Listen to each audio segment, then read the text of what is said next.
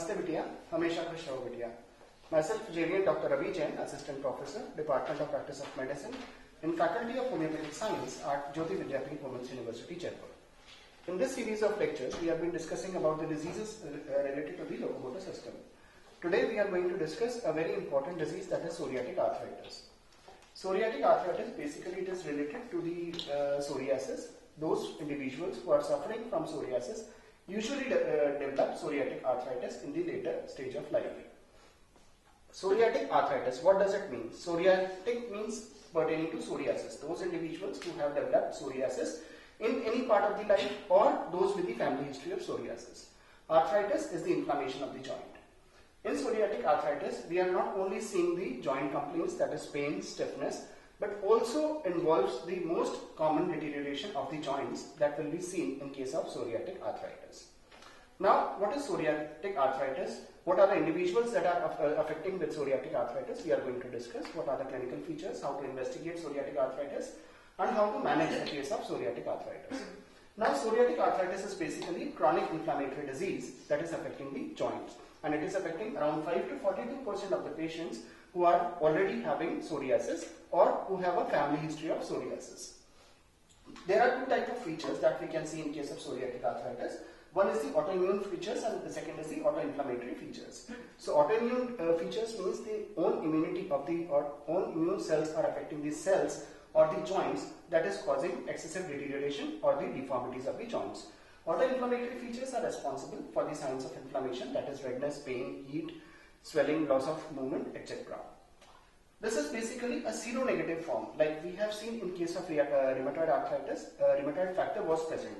But in case of psoriatic arthritis, the rheumatoid factor is absent and anti-nuclear is negative, and also anti-nuclear antibody is also negative.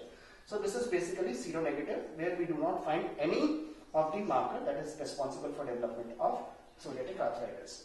This basically involves the interphalangeal joint, the distal interphalangeal joints of the fingers, the joints of the spine, and the sacroiliac joint. The features of reactive arthritis and ankylosing spondylitis are seen in case of psoriatic arthritis. In case of psoriatic arthritis, the psoriasis is preceding the development of arthritis. Means, first of all, the patient is developing psoriasis and then the symptoms of arthritis are developing. There are 6 patterns of nail changes. We get nail dystrophies or the nail changes in case of psoriatic arthritis, and there are most commonly 6 patterns of nail changes that are seen with psoriatic arthritis. We can have pitting, we can have horizontal ridging, onycholysis, yellow discoloration of the nail margins, dystrophic hyperkeratosis, and combination of the above 5 patterns. These are the common 6 patterns that could be seen with the psoriatic arthritis. Now, there are 5 patterns of joint involvement because this is involving joints. So there are 5 patterns of joint involvement that could be seen. Number 1, we can have asymmetrical oligoarthritis. Asymmetrical means only one side of the body is affected, and oligoarthritis is less than 4 joints are affected.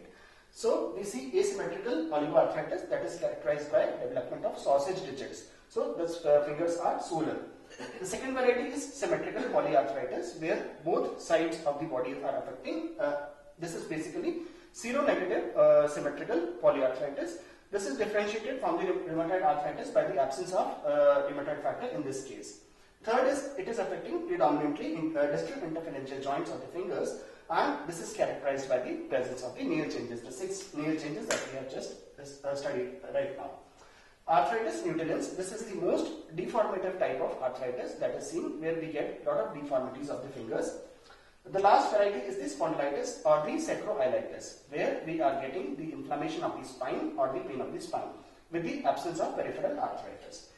So these are 5 patterns of the joint involvement that we are seeing, that involves asymmetrical oligoarthritis, symmetrical polyarthritis, predominantly distal interphalangeal joint involvement, arthritis nutulens, spondyloarthritis, or the sacroiliitis.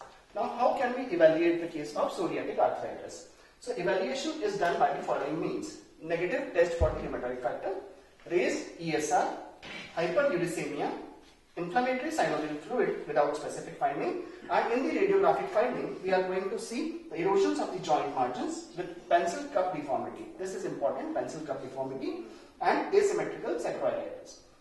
So for the evaluation of the psoriatic arthritis, we have following criteria: negative test for rheumatoid factor, that is seronegative, raised ESR, hyperuricemia, inflammatory synovial fluid without specific findings. We have radiographic findings of erosions of the joint margins with pencil cup deformity and asymmetrical sacroiliitis. For the diagnosis of psoriatic arthritis, we also have a Casper criteria. Casper criteria involves inflammatory articular disease that is involving 3 or more than 3 joints with current or the family history of psoriasis. So the patient may suffer from psoriasis, or there can be a family history of psoriasis. There can be nail dystrophy, the 6 type of nail dystrophy that we have just studied. Seronegative, that is absence of rheumatoid factor. Dactylitis, that is inflammation of the fingers with sausage digits, and radiographic evidence of juxta-articular new bone formation. So Casper criteria consists of involvement of 3 or more joints with current or family history of psoriasis, nail dystrophy, seronegative rheumatoid factor, dactylitis, and radiographic evidence. Now, how to treat the case of psoriatic arthritis? The treatment consists of the coordinated therapy. Coordinated therapy that involves the treatment of the skin disease and also the joint complaints. The patient occupation with the occupational therapy. Non-steroidal anti-inflammatory drugs can be given to reduce the inflammation. Intra-articular steroid injections can be given to reduce the pain and stiffness. Sulfasalazine, methotrexate, and leflunomide. These are the modern medicines that could be given in case of psoriatic arthritis. Homeopathic management is based totally on the individualistic approach, where we are giving medicines according to the symptoms, and that are very helpful in treating the case of psoriatic arthritis. So this is all about psoriatic arthritis. I hope you have understood the session properly. And in the next lecture, we will be discussing about another new disease. So thank you very much. Have a good day.